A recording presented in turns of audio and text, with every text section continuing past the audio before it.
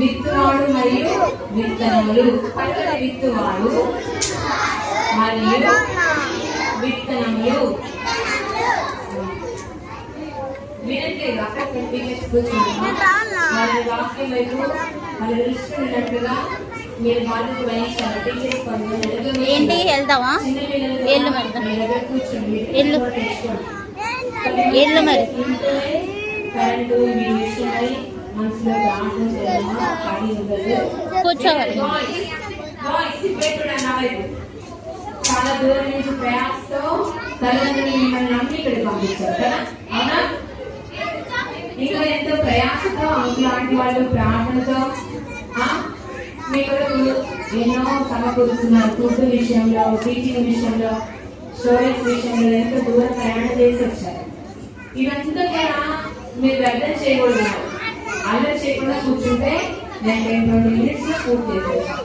మళ్ళీ మనం క్లాస్ లో వెళ్ళిపోవడం, చక్కగా డ్రాయింగ్ వేస్తూ దేవుని వాక్యాన్ని నేర్చుకున్నాం. వింటారా?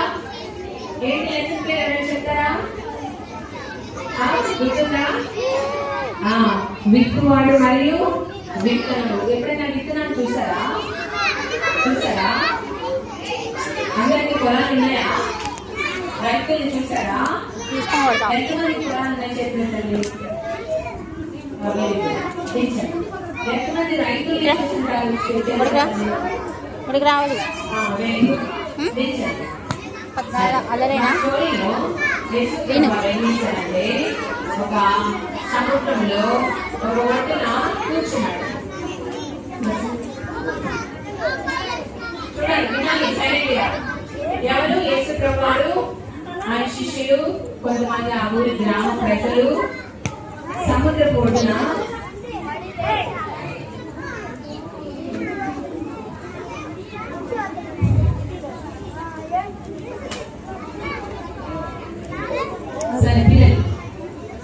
ఒడ్డున తెలిసిన ఒడ్డు అంటే చెరువు గడ్డలు ఉంటాయి కదా మన ఊళ్ళో.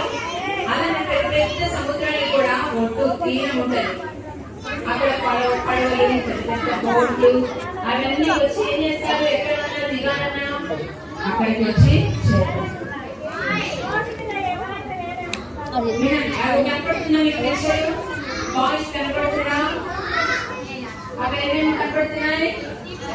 సముద్రపు ఒడ్డున పడవ మీద వెరీ గుడ్ పిల్లలు. యేసు ప్రభువారు ఉన్నారు. ఆ వెనకాల చుట్టుపక్కల ఎవరున్నారు? కొండలు కనిపిస్తున్నాయి. ఇంకా దగ్గరలో ఆ ఊరి గ్రామ ప్రజలంతా, యేసు శిష్యులంతా ఉన్నారు. ఎందుకు వచ్చారు పిల్లలు? వాళ్ళంతా మీరంతా ఎందుకు వచ్చారు ఇక్కడికి? చెప్పాలి, ఆన్సర్ చేయాలి. మీరంతా ఇప్పుడు ఈ రోజు ఇక్కడికి ఎందుకు వచ్చారు? మీరు నేర్చుకొచ్చారు. దేవుని మాటలు, దేవుని పాటలు అన్ని నేర్చుకోవడానికి వచ్చారు కదా. అలాగే యేసు దగ్గరికి కూడా ఆ దినాల్లో ఆ గ్రామ ప్రజలు, శిష్యులు అందరూ కలిసి యేసు మాటలు వినడానికి వచ్చారు. ఎక్కడికి వచ్చారు? అప్పుడైతే అడుగుతాం, చెప్పాలి. మీరు ఇక్కడ ఉన్నారో, మీ దగ్గరికి వెళ్ళిపోయారో తెలియదు నాకు. ఇక్కడే ఉన్నాను నేను. మీరు ఎంత నెంబరు? బాయ్స్ చెప్పండి. ఇదంతా ఇక్కడే ఉందండి, సరేనా? సాధారణంగా ఏం చేస్తాడంటే, ఊరి నుంచి ఈ ఊరికి వచ్చామా వేసే మాటలు వినటానికి, నేనేం చేస్తానో చూడు, మిమ్మల్ని వేసే మాట విననీయకుండా, దేవుని వాక్యం హృదయంలోకి వెళ్ళకుండా, మిమ్మల్ని చెడ్డ దారిలోకి మీరంతా నా ఫ్రెండ్స్ కదా అని సాతానుడు మీ చుట్టూ తిరుగుతూ ఉంటాడు. అందుకన్నా బలమైనది ఎవరు? యేసయ్య కూడా మీ మధ్యలో మన మధ్యలో ఉన్నాడు కనుకనే మనమందరం యేసుని కలిగి ఉన్నాం. పిల్లలు చూస్తున్నారా? సాతానుడికి చూడేశారా? బయటికి లోపలికి బయట తిరగొద్దు, సరేనా? చూడండి నా వైపు. అయితే యేసు ప్రభు సముద్రం తీరాన ఉన్న ఒక పడవలో కూర్చొని ఏం చేస్తున్నాడు? చుట్టుపక్కల ఉన్న జనానికి అందరికి యేసయ్య మాటల గురించి చెప్తున్నాడు. ఏమని చెప్తున్నాడు తెలుసా? ఈ రోజు మనం చెప్పుకున్న లెసనే అది నన్ను యేసయ్య వాడితో చెప్పాడు. ఏమని? విత్తనములు మరియు విత్తువాడు మరియు విత్తనముల గురించి. ఏంటి విత్తనములు, విత్తువాడు?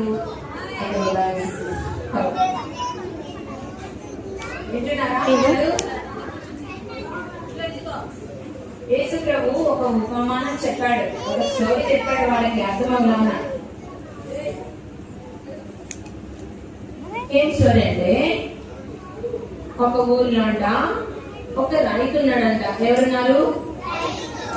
ఆ రైతు దగ్గర ఏమేమి ఉంటాయి? రైతు ఇంట్లో రైతు ఏం కలిగి ఉంటాడు? ఫస్ట్ చెప్పాలి. నిజంగా మీకు పొలాలు రైతులు తెలుసుంటే చెప్పాలి పిల్లలు.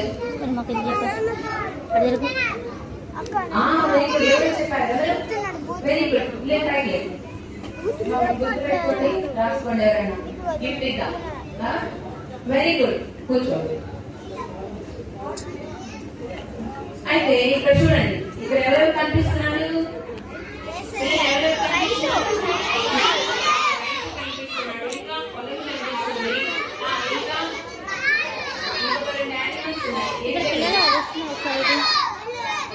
బాయ్స్ కామోనండి, గర్ల్స్ చెప్పండి.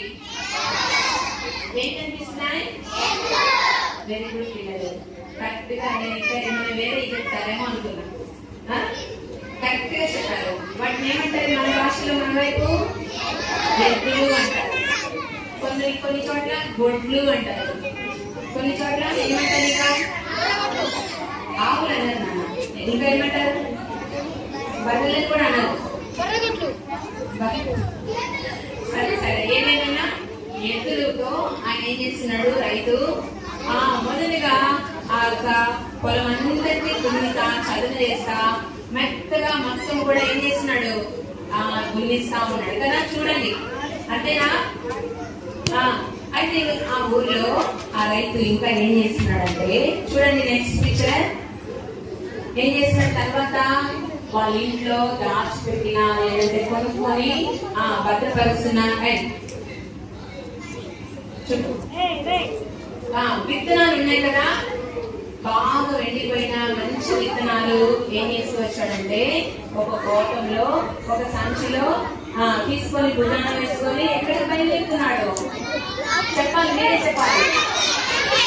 పొలానికి బయలుదేరుతున్నాడు. బయలుదేరుతూ ఏం చేసి వచ్చాడంటే కొన్ని విత్తనాలని బయటికి తీసాడు. తీసి టవల్లో కానీ తట్టలో ఇంకెక్కడెక్కడ వేస్తారా? బస్తాల్లో ఇట్లా రకరకాలుగా వాళ్ళకి అనుకూలమైన పాత్రలో తీసుకొని పొలంలో, ఆయన దున్నిన పొలంలో వేస్తా ఉన్నాడు. వేస్తా ఉంటే కొన్ని విత్తనాలు ఎక్కడ పడ్డాయంటే త్రోవ ప్రక్క పడ్డాయి, అంటే రోడ్డు వైపు పడ్డాయి. సరైన నేలలో, సరైన దున్నిన నేలలో మా గర్ల్స్ ఫస్ట్ మీరు సరిగ్గా ఉంటే నేను త్వరగా చేస్తాను. మీరు వినకపోతే మధ్యలో వద్దా? మీకు స్టోరీ వద్దా? కొన్ని విత్తనాలు విత్తుతుంటే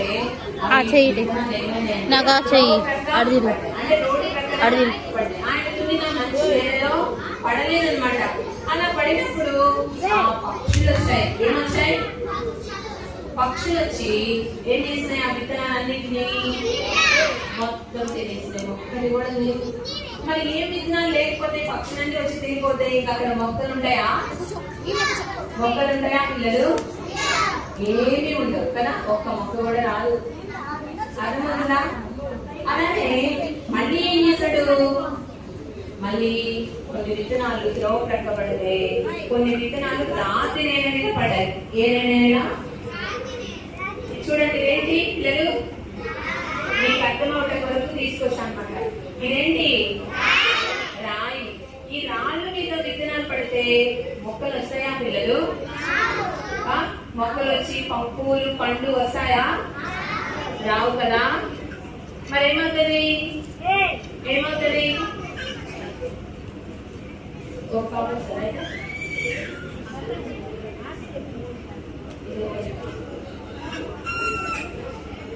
రాయి నేల మీద పడితే విత్తనం ఏమవుతుంది నానా? మొలకైతే వస్తుంది కానీ వేరేమైపోతుంది. తర్వాత మీ గ్రూప్ లో కూర్చున్నప్పుడు నేను ఇస్తాను. ఇంకా దగ్గరగా చూడు. ఇక్కడ కనిపిస్తున్నాయా? మీకు కనిపిస్తున్నాయా? ఏంటిది? మొలకలు. ఆ గింజలు ఏమైనాయి? మొలిచి వేర్లు వచ్చాయి కదా. వేర్లు తెలుసా మీకు పిల్లలు?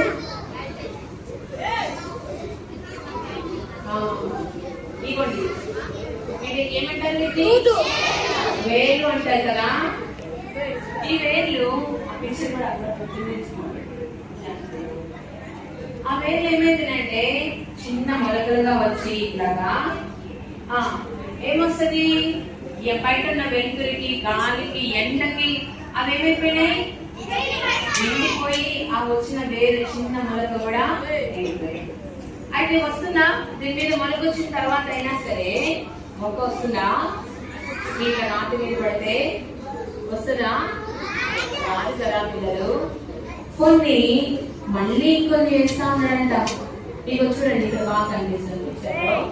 అట్లా రాయి మీద పడినవన్నీ కూడా నేను మీకు చూపించినట్లుగా ఇట్లా మొలకలు వచ్చాయంట. కానీ ఎండకి ఏమైపోయినాయి? ఎండిపోయినాయి పిల్లలు. వేస్తే పోయినాయి కూడా. మొదటిగా ఎక్కడ వేస్తాడు విత్తనాలు? విత్తనాలు రైతు విత్తుతుంటే ద్రవ ప్రక్క పడినాయి. మీరు చెప్పాలి ఎక్కడ పడినాయి ఫస్ట్? అవి ఏమైపోయినాయి? ఉపయోగపడ్డాయా? రైతులకు ఉపయోగపడ్డాయా? ఎవరికి ఉపయోగం లేదు కదా. ఏమైపోయినాయి? పక్షులు వచ్చి తినేసి. తర్వాత రాయి మీద పడినవి మొలకైతే వచ్చింది కానీ ఎండకి, గాలికి ఇంకేమైపోయినాయి? చనిపోయినాయి. అవి మొక్కగా రాలేదు. ఆ తర్వాత ముళ్ళ పొదలు. అవేంటి పిల్లలు? ముళ్ళు. అది నిండా ముళ్ళు ఉన్నాయి. కొన్ని ఆ ముళ్ళల్లో పడిన ఎండ విత్తనాలు పిల్లలు. వినండి పిల్లలు, ముళ్ళలో కూడా పడినా సరే అవి ఇలానే ఇట్లనే చిన్న చిన్న మొలకలు వచ్చాయి. కొంత చిన్న చెట్టుగా మొక్క వచ్చింది. కానీ ఆ ముళ్ళ చెట్టు వీటికన్నా బలంగా హైట్ గా పెరగడం వల్ల ఆ మొక్కలన్నీ ఏమైపోయినాయి? ఇంకంతే చిన్న చెట్టుగానే అణిగిపోయి మంచిగా శ్రేష్టంగా బలంగా రాలేదు. ఏవి అడ్డుగా ఉన్నాయి? ఎందుకు అవి మంచి మొక్కగా ఎదగలేదు? కారణం ఏంటి? ఆ ముళ్ళ చెట్టు కారణం చేత ఆ ముళ్ళ చెట్లు అన్ని స్థలము ఆక్రమిస్తున్నాయి. ఆ నేలంతా ఆక్రమించేస్తున్నాయి. లోపల మంచి విత్తనాలు సరిగా ఎదగనివ్వలేదు. పిల్లలు వింటున్నారా జాగ్రత్తగా? అట్లనే మళ్ళీ ప్రయత్నం చేస్తున్నాడు. మళ్ళీ వేస్తా ఉన్నాడు. ఈసారి పిల్లలు ఆయన కష్టపడి దున్నాడు. చూసారా? మంచి నేలలో కరెక్ట్ గా పొజిషన్ లో మంచిగా వేయబట్టి ఆ మొక్కలు ఏమైనా పిల్లలు? ఇవ్వండి చూసారా? ఏమైనాయి? మంచిగా పచ్చగా మెరిగినాయి. రాతి నేల మీద పడినవి, ముళ్ళ పొదల్లో పడినవి అవి కూడా సరిగ్గా మలలేదు. అర్థమవుతున్న ఆ ముళ్ళ పొదలన్నీ ఏం చేస్తున్నాయి?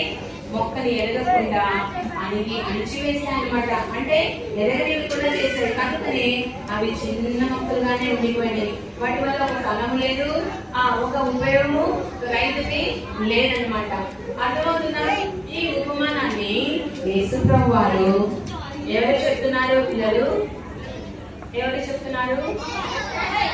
అక్కడ ఉన్న గ్రామ ప్రజలకి, శిష్యులకి అందరూ ఆసక్తిగా మీరు ఎట్లా సైలెంట్ గా క్రమంగా దేవుని మందిరంలో వాక్యం వినుట కొరకు మరి అన్ని పాఠాలు దేవుని యొక్క సంబంధించిన ఆత్మ సంబంధమైన విషయాల కొరకు ఎలా తల్లిదండ్రులు మిమ్మల్ని నమ్మి ఇక్కడికి పంపించారో అలాగే సేవకులు అక్కలు ఆటలు అందరూ ప్రార్థించుగా దేవుడు మనకి దినాన్ని ఇచ్చినాడు దేవుని మాటలు వినడానికి. అలాగే వాళ్ళు కూడా యేసు ప్రభు మాటని శ్రద్ధగా వింటున్నారు. యేసు ప్రభు కూడా విత్తనముల గురించి ఉపమానం చెప్తూ ఉన్నాడు. అయితే మీకన్నీ కూడా నేను ఇప్పుడు మీరు చూపించాను కదా, ఈ విత్తనాలు, ఈ మొక్కలు, ఇక్కడ పిక్చర్స్ అన్ని చూపించాను కదా. ఇవన్నీ మీరందరి ఇంటి దగ్గర రోజు నిత్య జీవితంలో చూస్తున్నారా లేదా? చూస్తూనే ఉన్నారు. అయితే యేసు ప్రభు కూడా ఆ చుట్టుపక్కల ఉన్న వాళ్ళకి ఇవన్నీ సరే మీరు చూస్తూనే ఉన్నారు. కానీ నేను చెప్పే ఉపమానం ఏంటంటే ఆ విత్తనాలు చూడండి పిల్లలు, మొదటి విత్తనాలు ఎక్కడ పడ్డాయి? యేసుప్రభు చెప్తున్నాడు వాళ్ళతో, ఇవన్నీ మీరు భౌతిక సంబంధమైన తెలుసుకున్నారు మంచిదే, మీకు తెలియని కొన్ని విషయాలు ఉన్నాయి. ఆ విషయాలు ఏంటంటే ఆత్మ సంబంధమైనవి. అవేంటంటే పరలోక రాజ్యం గురించిన సంగతులు. ఇంకా ఈ విషయాలు నేను చెప్పే విషయాలు ఉపమానం ఏంటంటే మీకు అర్థమయ్యేలాగా చెప్పడం ఏంటంటే ఒక దినం వస్తుంది, ప్రతి ఒక్కరు కూడా భూమి మీద ఉంటామా? చిరకాలము శాశ్వత కాలం భూమి మీద ఉంటామా? పిల్లలు గమనించండి, మన చుట్టుపక్కల చాలా మంది రోజుకి పెద్దోళ్ళు, ముసలోళ్ళు, ఆ చుట్టాలలో ఎవరో ఒకరు ఏదో ఒక మరణ వార్త వింటున్నామా లేదా? అల్ప పేపర్లో చూస్తాం, టీవీలో చూస్తాం, అక్కడ వాళ్ళు చనిపోయారు, వీళ్ళు చనిపోయారు అని. అలాగా ఇక్కడ కూర్చున్న నువ్వు, నేను, మనం అందరము ఒక దినాన్న మరణించవలసిందే. ఒక దినాన్న ప్రభు వస్తాడు, లేదా ప్రభు రాకముందే మనం మరణం అవుతాం. అయితే మనం మరణించిన తర్వాత నిత్య నరకం ఉంది, ఆ నిత్య పరలోకం కూడా ఉంది. పిల్లలు గమనించండి, నా వయసు చూడండి. మనం చూస్తున్న ఈ పొలాలు, రైతులు, ఇవన్నీ ఈ ఆహారం అంతా భౌతికమైనది. కానీ ఇంకా నిత్య జీవము, నిత్య ఆ పరలోకము, పరలోక రాజ్యము, శాశ్వతమైన రాజ్యం ఒకటి ఉంది. ఆ విషయాల గురించి దేవుడు ఉపమాన రీతిగా అర్థమయ్యేలాగా అక్కడ ఉన్న ప్రజలకు చెబుతున్నాడు. ఈ దినాన్ని నేను కూడా మీ గురించి VBS లో ఈ 3 లెసన్స్ మళ్ళీ ఇప్పుడు కూడా దేవుడు వాక్యం అనే విత్తనాలు, పలకండి, వాక్యం అనే విత్తనాలు. బైబిల్లో దేవుని వాక్యము ఒక మంచి విత్తనాలను పోల్చబడింది. పిల్లలు, ఈ విత్తనాలు మనం ఏం చేయాలి? పడేసుకోవాలా రోడ్డు పక్కన? ఇక్కడ చూడండి, ద్రవ ప్రజలు పడిన విత్తనాలు ఎలా ఉన్నాయి? ఎలా ఉన్నాయి చెప్పాలి మీరే. ఎవరు తిన్నారు? తోటలు పడతాయి, ఆకాశ పక్షులు వచ్చి తిరిగిపోయినాయి. మీ నా జీవితంలో ఇప్పటికే ఎన్నో నెలలు, సంవత్సరాలు గడిచిపోయినాయి. 2026 మే నెలకు వచ్చినా అయినా నీ జీవితంలో ఇంకా రక్షణ లేదా? మార్మల్స్ లేదా? ప్రభు నీ హృదయంలో చేర్చుకోలేదా? అయితే నేనే నీకు అనుకూల సమయం. ఈ రోజైనా నీ హృదయం ప్రభుకి ఇస్తావా? దేవుని వాక్యానికి ప్రభు వినాలి, పిల్లలు వినాలి. మీ హృదయాన్ని ప్రభుకి ఇస్తారా? మీ హృదయంలో దేవుని వాక్యానికి చోటిస్తారా?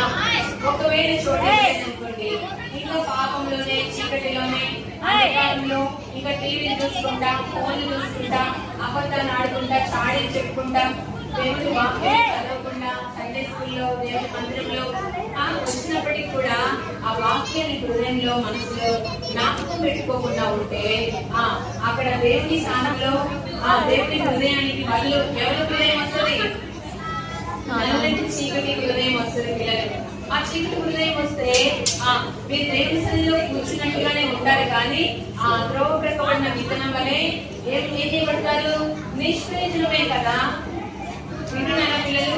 మీరు సందేశంలో మీ దినాన్ని వచ్చి దేవుని వాక్యాన్ని హృదయంలో పెట్టుకోకపోతే, ప్రమాణం చేసుకొని ప్రభువు నమ్ముకోకపోతే, ఆయన చూపబడకపోతే నిష్ప్రయోజనమే కదా. మీకు ఉపయోగపడదు, ఎందుకంటే తల్లిదండ్రులు కూడా మీరు బట్టి దుఃఖిస్తారు. కాబట్టి వినాలి.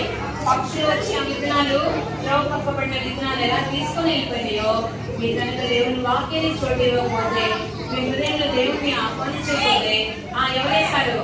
దేవుని వాక్యాన్ని తీసుకొని వెళ్ళిపోయే సాధారణ మీ హృదయంలోకి వస్తారు.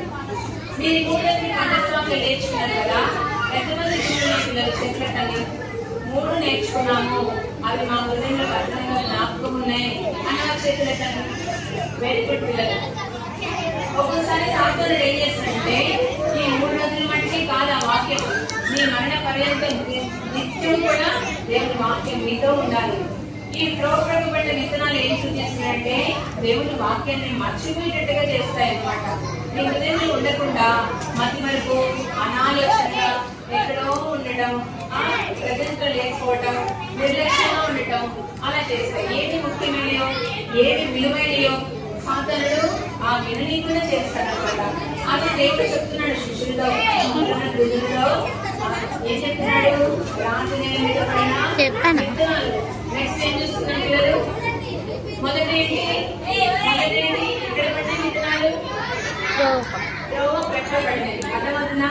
మన జీవితాలు ప్రభు కొరకు ఎదగాలి, ఆరోగ్యం ఉన్నాయి, కానీ ప్రక్కపడి నిష్ప్రయత్నంగా మనం ఉండకూడదు. సరే, రెండోదిగా ఎక్కడ పడినాయి విత్తనాలు? రాత్రి నేను మీద పడినాయి. ఒక్కోసారి తల్లిదండ్రులు, వీళ్ళ అమ్మమ్మ, నాన్నమ్మ, తాతలు, సండే స్కూల్ అంకులు, టీచర్లు ఎంత చెప్పినా, అమ్మ ఏసై నమ్ముకున్నావా, ప్రార్థన చేసుకున్నావా, ఈరోజు లేచిన వెంటనే ఏసై థాంక్స్ చెప్పావా, కృతజ్ఞతలు చెప్పావా, ఆరాధన చేసావా, అమ్మ దేవుని మాట వినమ్మా, ఆ వ్యర్థమైన టీవీ చూడొద్దమ్మా, ఆ ఫోన్లు చూడొద్దమ్మా, అవి నీ జీవితాన్ని, నీ చదువుని, నీ యొక్క లైఫ్ ని పాడు చేస్తాయమ్మా. అవన్నీ నేర్చుకోవడం వల్ల నీ హృదయం అంతా చీకటైపోతుంది. అమ్మ దయచేసి అవి చేయొద్దమ్మా అని తల్లిదండ్రులు ఎంతోమంది గుర్తించి లేకపోలేదు. ఎంతోమంది పిల్లల కొరకు రెక్కలు ముక్కలై ఎంతో కష్టపడి పని చేస్తూ త్యాగం చేస్తూ వాళ్ళ జీవితాన్ని వాళ్ళ ఆరోగ్యం కూడా లెక్క చేయకుండా మీ గురించి తల్లిదండ్రులు ప్రయాసపడుతున్నారు. పిల్లలు వినాలి, నా వైపు చూడాలి. అయితే మీరు దాన్ని నిష్ప్రయోజనం చేయకూడదు. మీ హృదయాలు రాయిలాగా, ఇంకా రాయిలాగా మొండి వాళ్ళలాగా ఉండకూడదు. తల్లిదండ్రులు ఏదైనా చెప్తే మీ క్షేమం కొరకే చెప్తారు. అమ్మ అది చేయకూడదు, అది చూడకూడదు, అది వెళ్ళకూడదు అంటే మీరేం చేయాలా? వెంటనే తల్లిదండ్రులకు లోబడకుండా, తల్లిదండ్రులకు తెలియకుండా, టీచర్స్ తెలియకుండా, ఇంట్లో పెద్దలకు తెలియకుండా నీకు నచ్చిన ప్రపంచాన్ని సృష్టించుకొని ఒంటరిగా తలుపులేసుకొని లగ్నాన్ని ఆపేసుకొని చీకటి గదుల్లో పాపానికి, సాతానికి బానిసగా ఉంటే మీ జీవితంలో వేటిలో ఉన్నత స్థాయిని చూడలేదు. పరీక్షల్లో ఫెయిల్, స్కూల్లో ఫెయిల్, మీ దగ్గర ఫెయిల్, ఎక్కడికైనా చాలా మంచిగా కాదు, చాలా మొండిపిల్ల, ఏ మాట వినదు, వీళ్ళ తల్లిదండ్రులు ఎంత మంచోళ్ళు, వీళ్ళ తల్లిదండ్రులు ఎంత మంచిగా నేర్పిస్తారు, వీళ్ళ కోసం ఎంత పని చేస్తారు కష్టపడి. కానీ పిల్లలు చూసావా, టీవీ చూస్తుంది, ఈ పిల్లలు చూసావా, పూజ ఆడతాడు, దొంగతనం చేస్తాడు అని ప్రజలంతా అనుకుంటారు. మంచి పిల్లలుగా ఉంటే అందరు ఏమంటారు? మంచి పిల్లలు. అబ్బాయి పిల్లలు చూడమా, వాళ్ళు మీ తల్లిదండ్రులు పనులకు పోయినా, ఏదన్నా ఎక్కడికైనా పోయినా ఇంట్లో ఎంత నమ్మకంగా బయటకు చేసుకొని ప్రార్థన చేసుకొని ఆ పిల్ల పని అమ్మ చూసుకొని దేవుడి కొరకు ఎంత నమ్మకం ఉంటది ఈ పిల్ల ఎంత మంచి పిల్ల అని ఊళ్ళో అందరూ చెప్పుకుంటారు. చెడ్డగా ఉంటే చెడ్డనే అనుకుంటారు కదా మన పిల్లలు. మరి మీరు మంచి పిల్లలా చెడ్డ పిల్లలా? సరే, దేవుడి వాక్యం వినండి. రాతి నేల మీద పడినట్లుగా మొండిగా ఉండదు. తల్లిదండ్రులకి లోబడండి, దేవుని వాక్యాన్ని ప్రేమించండి. అలాగే మళ్ళా రైతు విత్తనాలు విత్తుతుంటే ఇంకా ఎక్కడ పడ్డాయి పిల్లలు? ముళ్ళ పొదల్లో పడింది. కొంతమంది ఎట్లా అంటే ముళ్ళ పొదల్లాగా ప్రవర్తిస్తారు. అనుభవుతున్నా అంత కఠిన హృదయంగా ఉంటారు, లక్ష్యంగా ఉంటారు. వాళ్ళ లోకం అంతా పనిచేస్తా ఉంటది. ఎంత మంచి నేర్పినా ఇంకా వాళ్ళు ఎట్లుంటారు? ముళ్ళుగానే ఉంటాయి. ముళ్ళు ఏం చేస్తాయి? మంచి చేస్తాయా, హాని చేస్తాయా? హాని చేసేవారుగా ఉంటారు. ఎంత మంచి చేసినా తల్లిదండ్రులు కావచ్చు, నీ క్షేమాన్ని కోరిన వారు కావచ్చు, వాళ్ళు ఎంత మంచిగా మీ కొరకు ప్రయాసపడినా మీరు కూడా బైబిల్ పట్టుకొని పాటలు పాడచ్చు, ఆరాధన చేయొచ్చు, అందరికి రావచ్చు, అందరూ చూస్తుండగా మంచి పిల్లలు అనుకోవచ్చు. కానీ మీ హృదయంలో ఎట్లా ఉన్నాయి? ముళ్ళుగా ఉన్నాయి. ఇంకా ఎట్లా ఉన్నాయి? మీకు ప్రయత్నం లేకుండా, ప్రభు హృదయంలో లేకుండా, నిజంగా మీ హృదయాలు ప్రభుకి ఇవ్వకుండా కఠినంగా ఉన్నాయన్నమాట. అలా ఉండొచ్చా పిల్లలు? అలా ఉండొచ్చా? ముళ్ళు పొదలా ఉండొచ్చు. హృదయాలు మంచి హృదయంలా ఉండాలి, మెత్తటి హృదయంలా ఉండాలి. నీకు ఉపయోగపడాలి, ప్రభు నామాన్ని మహిమపరచాలి, తల్లిదండ్రులకి మీ ద్వారా ప్రయోజనం ఉండాలి. అర్థమవుతున్నా? అలా ముళ్ళు పొదల మనకి మనసులో మీరు కలిగి ఉండకూడదు. ఆ చివరిగా పిల్లలు ఎక్కడ పడినాయి విత్తనాలు? మంచి నేల మీద పడినాయి. రైతు విత్తుతుండగా విత్తనాలు ఎక్కడ పడినాయి? చివరిగా మంచి నేలలో. మంచి నేలలో పడిన విత్తనాలు. ఎప్పుడైనా ఇంట్లో మొక్కలు నాటారా? ఎంతమంది మొక్కలు ఇష్టము? చేతులు తల్లి. వాయిస్ మీకు ఎంతమంది ఇష్టము? Very good. మీ ఇంట్లో మొక్కలు ఉన్నాయా? పూల మొక్కలు ఉన్నాయా? ఫ్రూట్స్ వచ్చే మొక్కలు ఉన్నాయా? నాకు కూడా చాలా ఇష్టం పిల్లలు. మనము ఇట్లా విత్తనాలు వేసి కొన్ని రోజుల తర్వాత ఏమొస్తుంది? చిన్న మొక్క వస్తుంది. చిన్న మొక్క వచ్చిన తర్వాత అది ఏమైతుంది? రోజులు గడిచే కొద్దీ, వారాలు గడిచే కొద్దీ ఏమైతుంది? చూడండి ఏమైతుంది? కొంచెం పెద్ద అవుతుంది. ఇది చూడండి కొంచెం పెద్దది. మొదటిగా ఏమవుతుంది? మనకు వస్తుంది కదా పిల్లలు. తర్వాత కొంచెం పెద్ద అవుతుంది. ఆ తర్వాత ఇంకా పెద్ద చెట్టు వస్తుంది. కింద చూడండి వేరు అర్థమవుతుందా? అట్లా పెద్దయి పలకండి. 30 అంటారు, 60 అంటారు, 100 ఫలించండి. ఫస్ట్ ఎంత? 30 అంటే ఫస్ట్ చిన్న మొక్కగా ఉంటుంది. ఆ తర్వాత ఇంకా కొంచెం పెద్దగా పెరుగుతుంది. ఆ తర్వాత ఇంకా ఎంత పెరుగుతుంది?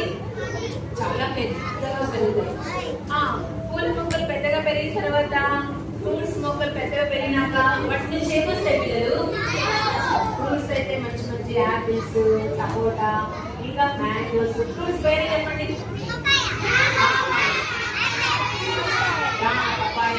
చాలా మంచి శ్రేష్టమైన పండ్లు. అప్పుడు అందరికి, మమ్మీకి, డాడీకి, పిల్లలకి ఎట్లా అనిపిస్తుంది? అబ్బా నేను అప్పుడు ఎప్పుడో చిన్న మొక్క నాటాను లేదా చిన్న విత్తనం వేసాను, ఇప్పుడు ఏమైపోయింది? అమ్మ నాకన్నా హైట్ అయిపోయింది. ఇది చాలా పెద్ద అయిపోయింది. చక్కగా పూలు వస్తున్నాయి, చక్కగా పండ్లు వస్తున్నాయి అని అందరికి వీడియో కాల్ చేస్తుంటాం. అందరికి పంచడం ఇంకొకరి వాళ్ళకి కదా. అందరికి ఏం చేస్తాం?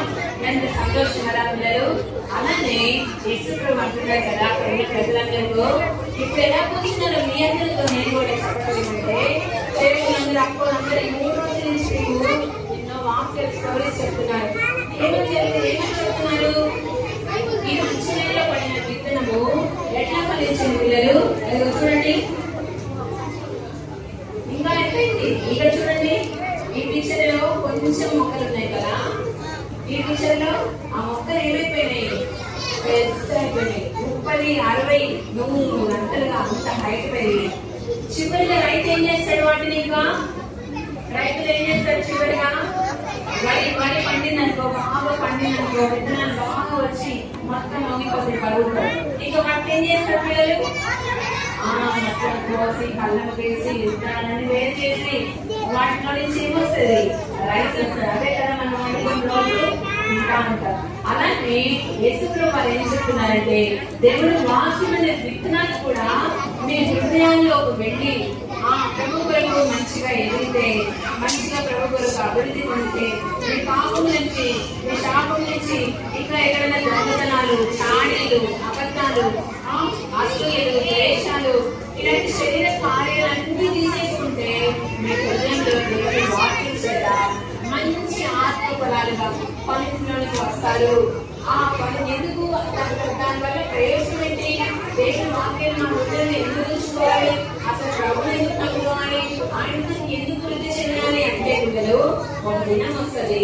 ఏదంటే యేసుప్రభువు రాకముందే, ప్రభు రాకముందే ఒకవేళ మన జీవితాల్లో మనం మరణించామనుకోండి, మనం ఎక్కడుంటాం? యేసుప్రభువు నమ్ముకున్న వాళ్ళు ఎక్కడుంటారమ్మా?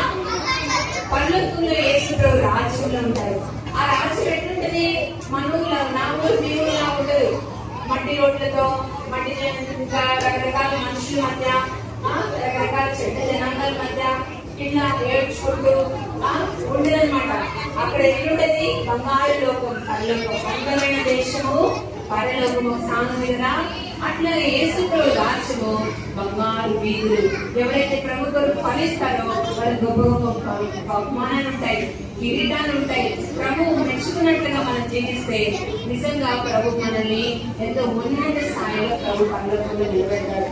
భూమి మీద ఇక మందు ప్రభు మనల్ని ఏం చేశాడు? ప్రతి దినము లేచిన తోడనే మొదటి స్థానం ఎవరికి ఇవ్వాలి? ఎవరికి ఇవ్వాలి? ప్రభుకి ఇవ్వాలి. తర్వాతనే మమ్మీ డాడీ ఫ్రెండ్స్ ఇంట్లో పనులన్నీ తర్వాతే. మొట్టమొదటి ఎవరికి ప్రథమ స్థానం ఎవరికి ఇవ్వాలి? మొదటి స్థానము మీ హృదయంలో ఎవరికి ఇవ్వాలి? యేసు ప్రభుకే ఇవ్వాలి. ఎందుకు ఇవ్వాలి? ఎందుకు ఇవ్వాలి? నిన్ను నన్ను సృష్టించి ప్రతిదినం పోషిస్తూ, ప్రతిదినం వస్త్రాలిస్తూ, ప్రతిదినం ఉండటానికి నీడనిస్తూ, ఎంతో స్కూల్కి రావడానికి, కాలేజీకి రావడానికి, మళ్ళీ ఫుడ్ ఇన్ని ఇచ్చిన ప్రభుకి మరి కృతజ్ఞతగా మొదటి స్థానం ఎవరికి ఇవ్వాలి? ప్రభుకి ఇవ్వాలి. అలా మొదటి స్థానంలో ఇచ్చి చూడు, ప్రభుని ప్రేమించి చూడు. ప్రతిదినం దేవుని వాక్యం మొట్టమొదటిగా అర్థముందు కాదు, నేను ఎలా ఉన్నాను, నా జుట్టు ఎలా ఉంది, ఇది కాదు. ప్రతిదినము ఈ వాక్యం అనే అర్థంలో ప్రతిదినము మోకాళ్ళ మీద ఉండి ఏం చేయాలి? వాక్యము చదవాలి. మొదటిగా ఒక్క 5 వచనాలతో ప్రారంభించు దేవుని వాక్యాన్ని. ఆ తర్వాత మళ్ళీ ఇంకొక వచ్చిన అట్లా రోజు రోజుకి ప్రభుత్వం ఏం చేయాలా? ఎదగాలి. ఈ వాక్యం చదివితే ప్రతిదినం మంచిగా ప్రభు స్నానం ఇచ్చి ప్రార్థన చేసుకుంటే మీ జీవితంలో ఎంతో మార్పు వస్తుంది. మంచి నేల పడిన విత్తనం వల్లే మీరు ఎంతగా అభివృద్ధి చెందుతారంటే మీ నంబర్ పిల్లలు. నేను కూడా నా జీవితంలో వినండి, నా వైపు చూడండి. నేను కూడా చిన్నతనంలో నేను సేవకురాలి కుమార్తెనే అయినప్పటికీ నాలో కూడా ఒక పాపం ఉంది. పిల్లలు వింటున్నారా? నేను మీరు చూస్తున్నంత మంచిదాన్ని కాదు, అర్థమవుతుందా? నేను కూడా 5th 6th క్లాస్ వయసులో ఉన్నప్పుడు నేను ఏం చేస్తానంటే మా మమ్మీ డాడీ బ్యాగ్స్ లో నుంచి ఏం చేస్తానని డబ్బులు తీసుకుని నాని. అప్పట్లో రూపాయలు, 2 రూపాయల బిళ్ళలు, 5 రూపాయల బిళ్ళలు ఉన్నాయి.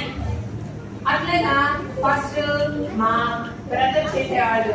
ఆ బ్రదర్ని చూసి ఓహో ఇలా కూడా డబ్బులు తీసుకోవచ్చా మేము అడుగుతుంటే మా డాడీ మాకు పావులనే ఇచ్చేవాడు. ఎంత ఇచ్చేవాడు? పావులకి ఏమొస్తుంది పిల్లలు?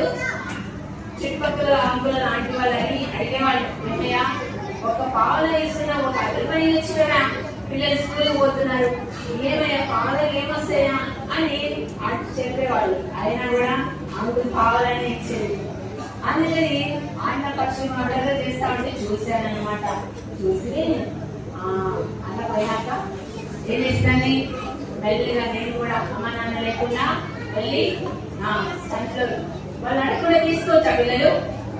తగ్గుందిలే, అయినా కూడా అడగకుండా బ్యాగ్ లో చేతులు పెట్టి తీసుకోవచ్చా? జేబుల్లో చేతులు పెట్టి తీసుకోవచ్చా? మీ వాళ్ళు ఇంకా ఎక్కడెక్కడైనా దాచుకుంటే చక్కా పెట్టకుండా తీసుకోవచ్చా? అట్లా తీసుకుంటే మంచిదని అంటారా? ఏ మంచి పనులు అంటారా? అబ్బా మంచి పని చేస్తుంది, ఉపయోగపడే పని అంటారా? ఏమంటారు దాన్ని మన భాషలో చెప్పండి? దొంగ అంటారు. ఏమంటారు? ఆడపిల్లైతే దొంగది, మోపులో దొంగ చేస్తే దొంగోడు అంటారు. అట్లా నేను చిన్నప్పుడు దొంగతనం చేశాను. 1 సారి 2 సార్లు 3 సార్లు ఎన్నిసార్లు అయితే రెండోసారి ఏం చేశానంటే మా తల్లిదండ్రులకు చెప్పాను, అమ్మ అన్నయ్య ఇక్కడ చేస్తున్నాడు తెలుసా నీకు అని చెప్పాను. అప్పుడు ఆంటీ పిలిచానని బాగా కొట్టి చేయబడని చెప్పి అన్న మానేసినాడు. నేను 3వసారి తీసుకోవడానికి తర్వాత మనసాక్షి అంతా కూడా చాలా గట్టి అవుతుంది. మిక్సీలో పచ్చడి పెడితే ఎట్లా తిరుగుతుంది మిక్సీ చూసారా? మిక్సీలో ఆన్ చేస్తే ఏదైనా పచ్చడి కారం వేస్తే లోపల ఎట్లా తిరుగుతుంది చూసారు మీరు? ఎప్పుడైనా ఎట్లా తిరుగుతుంది? అన్ని మెత్తగా పౌడర్ లాగా చేస్తుంది కదా. ఆ మాత్రం అవుతుంది నాకు లోపల మనసులో హృదయంలో మొత్తం. ఆ రోజు స్కూల్కి పోయినా, మరి దానిలో పోతున్నా, ఇంట్లో ఉన్న ఫ్యామిలీ పేరు కూర్చున్నా, సువార్తకు పోయి కూర్చున్నా, ఒకటే స్వరం వినపడుతుంది. ఏ స్వరం తెలుసా పిల్లలు? అప్పుడు 5th 6th ఎక్కువ వయసు కూడా లేదు. ఇదిగో మీ అన్న దొంగతనం చేసినాడని, డబ్బులు తీసుకున్నాడని వాళ్ళ తెలంగాణ అమ్మ నాన్నకు పోయి చెప్తున్నాడే. మరి నువ్వు చేసిందేంటి?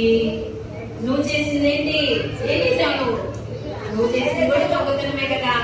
నువ్వు కూడా అమ్మ నాన్న తెలియకుండానే చేసిన పాపమే కదా. కాబట్టి అది కూడా పాపమే అని ఎవరో నాతో మాట్లాడుతున్నాడు. అటాక్షణలు చెప్తున్నట్టు ఉండి పిల్లలు. ఆ తర్వాత ఆ రాత్రి వేళ సువార్త చెప్తా ఉన్నాడు అంకులు ఇట్లనే సువార్త చెప్తా ఉంటే వాక్యం ద్వారా నా హృదయం కదిలించబడింది. దేని ద్వారా? సెల్ ఫోన్ ద్వారా కాదు, దేని ద్వారా? టీవీల ద్వారా కాదు, లేదంటే ఫ్రెండ్స్ ద్వారా కాదు, లేకపోతే అందమైన డ్రెస్ ద్వారా కాదు. దేని ద్వారా హృదయం మార్చబడుతుంది? బైబిల్లో ఉన్న వాక్యం ద్వారా, ఆ వాక్యం నిజంగా హృదయంలో అంగీకరించడం ద్వారా అప్పుడు యేసుప్రభు నా హృదయంలో మాట్లాడుతూ వస్తున్నాడు. ఓ రూతు వినండి, నువ్వు చేసినది కూడా దొంగతనమే, అది కూడా పాపమే, చిన్నదైనా పాపమే, పెద్దదైనా పాపమే. వెంటనే నేను ఉండలేకపోయాను పిల్లలు, వెంటనే ఏడుకొచ్చేస్తుంది, కళ్ళు మట్టి నీళ్ళు కూడా కారిపోతున్నాయి, నాకు తెలియకుండానే, నా కంట్రోల్ లేకుండానే ఏడుకొచ్చేస్తానే ఉంది. ఇంకా వెంటనే ప్రభువా నన్ను క్షమించు అని తల్లి దగ్గర ఒప్పుకొని ప్రభు దగ్గర ఒప్పుకొని అప్పుడు నేనేం చేయబడికి వచ్చినట్టే నా హృదయంలోకి దేవుని వాక్యాన్ని ప్రభుని ఉంచుకుంటూ వచ్చాను.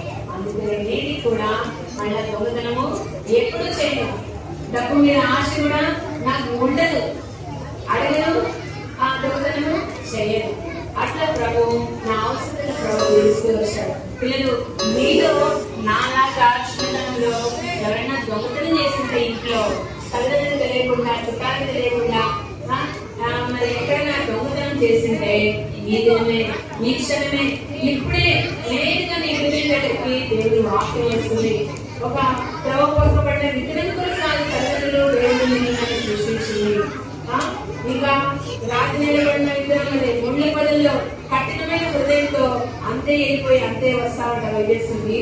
నీ హృదయం మార్చుకోవా, నీ హృదయాన్ని ప్రభుకి ఇవ్వవా, నీ హృదయాన్ని ప్రభు వాక్యంతో ప్రభుని ఆహ్వానించవా? అలాగా నిష్ప్రయోజనంగా ఉంటే నీకు ప్రయోజనం ఉండదు, నేను కఠిన కూడా దుఃఖమే, దీన్ని బట్టి ప్రభు నామం కూడా అవమానపరచబడుతుంది. పిల్లలు ఇక్కడ చూడండి, ఇక్కడ ఒక ఆయన పిక్చర్ కనపడుతుంది, ఒక అంకుల్, ఆయన ఫేస్ ఎట్లుందమ్మా? మరి అక్కడ పిక్చర్ ఫేస్, ఆయన ఫేస్ ఎట్లుంది? ఎంతో దిగులు, విచారం. ఆయనకి ఎందుకు వచ్చిన విచారం అంటే ఆయన దేవుని మందిరంలో కానీ ఇంట్లో కానీ అన్ని చోట్ల నమ్మకం ఉంటాడు. కానీ రోగపడిన విత్తనం వలె ఆయన ఎట్లా ఉంటాడంటే జ్ఞాపక శక్తి ఉండదు. దేవుడు వాక్యాన్ని ఏం చేస్తాడు? ఆమె అని ఇంటికి పోయి ఆ మందిరం వాక్యం దాటంగానే మందిరంలో ఏం చెప్పారు? దేవుని వాక్యం దేవుని స్థానం ఏం వినపడిందో ఆమె మర్చిపోతాడు. ఆయనకు మధ్యవరకు అనే జబ్బు ఉందన్నమాట. భౌతికంగా, శారీరకంలో, అనారోగ్య పరిస్థితుల్లో ఒక మధ్యమరకు వస్తుంది. అది వేరే సంగతి, నేను మాట్లాడట్లేదు దాని గురించి. ఆత్మ సంబంధంగా దేవుని మందిరంలోకి వచ్చినప్పుడు, లేదా ఇంట్లో ఒంటరిగా ఉన్నప్పుడు, వ్యక్తిగతంగా ప్రభుత్వం గడుపుతున్నప్పుడు దేవుని వాక్యం ఏం చేయాలమ్మా? మనసులో హృదయంలో దాచుకోవాలి. డబ్బులు దాచుకున్నట్టు దాచుకోవాలి, కొత్త బట్టలు దాచుకున్నట్టు దేవుని వాక్యం దాచుకోవాలి. ఎందుకు దాచుకోవాలి? దానివల్ల ప్రయోజనం ఏంటి? దాని ద్వారా నువ్వు నిత్య జీవంలో ప్రవేశించగలుగుతావు. భూమిలో ఉన్నంత కాలం కూడా అపవాది చేసే చేష్టలు, చీకటి పాపాలన్నింటినీ కూడా జయించగలుగుతావు. ఇంకా ప్రతి బలహీనతలన్నింటిలో కూడా ప్రభు వాక్యం ద్వారా, పాటల ద్వారా నిన్ను బలపరుస్తాడు. నీ ఒంటరి స్థితిలో దేవుని వాక్యమే నీకు స్నేహం చేస్తుంది. ప్రభువే నీకు సహాయకుడుగా ఉంటాడు. అందుకే దేవుని వాక్యం చదవాలి, మర్చిపోకూడదు, మధ్యలాగా ఉండకూడదు. ఇక్కడ చూడండి, ఇంకొక ఆయన హాయిగా దర్జాగా గోడ కానుకొని హాయిగా కూర్చున్నాడు. ఆయన ఏం చేస్తాడంటే మందిరంలో అన్ని పనులు చేస్తాడు, చక్కగా మందిరం వాక్యం చదువుతాడు, ప్రార్థన చేస్తాడు, ఆరాధన చేస్తాడు, అన్ని చేస్తాడు. కానీ ఆయన హృదయం ప్రభు ఎక్కడుంది? చాలా దూరం ఉంది. ఎక్కడుంది? రాతి నిలబడిన విత్తనం వలె హృదయము కఠినంగా ఉంది. కొన్ని విషయాల్లో ప్రభు వద్దునైనా అది చేయకూడదు, అది నీకు ఉపయోగం లేదు, మరి ఇతరులకు సమాజానికి ఉపయోగం లేదు, వద్దు అంటే కూడా ఆ మనుషులు అంకులు ఏం చేస్తారు? మీరు అన్ని బాగా చేస్తారు. కానీ ప్రభుకి మెత్తని హృదయం, అంటే దీనుడుగా హృదయాన్ని తగ్గించుకొని ప్రభు కొరకు జీవించలేకుండా ఉంటాడు. అందుకే ఆయన అన్ని కలిగి ఉన్న మంచి హృదయంతో అంకులు అనిపిస్తున్నాడు. చూడండి, ఈయనేంటి ఎట్లా కూర్చున్నాడు? పొజిషన్ ఏంటి చెప్పాలి. ఇంట్లో మీరు ఫొటోస్ ఆల్బమ్స్ ఉన్నాయా? లేని చేతిలో సరే, సెలవు దినాల్లో మమ్మీ డాడీతో బయటికి పోయి ఆడాడి అంటే తిరిగి కొట్టించుకోకుండా మీ ఆల్బమ్స్ ఓపెన్ చేసి ఇలా ఫొటోస్ చూడండి. ఒక్కొక్క ఫోటో మీరు చిన్నప్పటి నాటి నుంచి ఇప్పటి వరకు ఉన్న ఫోటో ఒక్కొక్క పొజిషన్ చూడండి. నవ్వుతున్నారా, చాలా ఉన్నారా, ఎట్లా ఉన్నారు? నేను అప్పుడప్పుడు అప్లై చేస్తా. చూడండి, ఇక్కడ ఒక అప్పులు ఎట్లా కూర్చున్నాడు, అన్ని పోగొట్టుకున్నాడులాగా, ఏదో చింత, అన్ని ఉన్నాయి. పొలం బాగానే పడింది, బాగా ఊరంతలో ఫలం వచ్చింది, చక్కగా మంచి సాక్ష్యం కలిగిన వ్యక్తే, ఇంకా అన్ని సమాజంలో అందరికీ చాలా మేలు చేస్తాడు. ఎవరైనా ఆపదలో ఉన్నారని తెలిస్తే చాలు, ఇంకెళ్ళిపోయి చాలా సేవ చేస్తాడు. కానీ ఆయన ఎట్లున్నాడు మళ్ళీ ఇంటికి వచ్చినప్పుడు ఆయన పరిస్థితి ఏంటి, ఆయన పొజిషన్ ఏంటి? ఇట్లా చింతించేవాడుగా ఉంటాడు. చింతించేవాడు మిస్